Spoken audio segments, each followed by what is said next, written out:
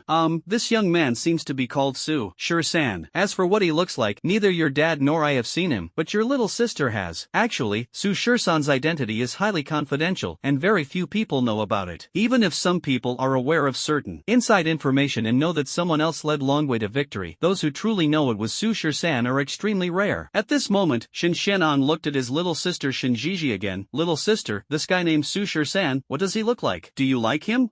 What does he look like? Hearing her elder brother ask this, Shinjiji tilted her little head, counted on her fingers, and replied, just a bit more handsome than you, Shen Xianong. A bit taller, Shen Xianong. Whiter, Shen Xianong. More interesting, Shen Xianong. Alright, shut up. I get it, but do you like him? Seeing his little sister praise him so much, Shen Xianong really wanted to see this guy for himself. Do I like him? Well, he's okay. I wouldn't say I dislike him, Shinji replied. Hearing this, Shen Xianong could still accept it. He was very clear about his younger sister's personality and temperament. Since she didn't dislike him, it meant she definitely had some fondness for this young man. Thinking of this, Shen Xianang became even more curious about what this young man was like. By the way, Dad, Mom, now that I'm back, should we propose marriage to the Lin family? Shen Xianong suddenly asked. Hearing their son bring this up, the couple looked at each other, exchanging glances in bewilderment. How should this be explained to the son? Mom, what's wrong? What's with those expressions? Seeing his mom and dad stammering and not knowing how to respond, Shen Xianong couldn't help but frown.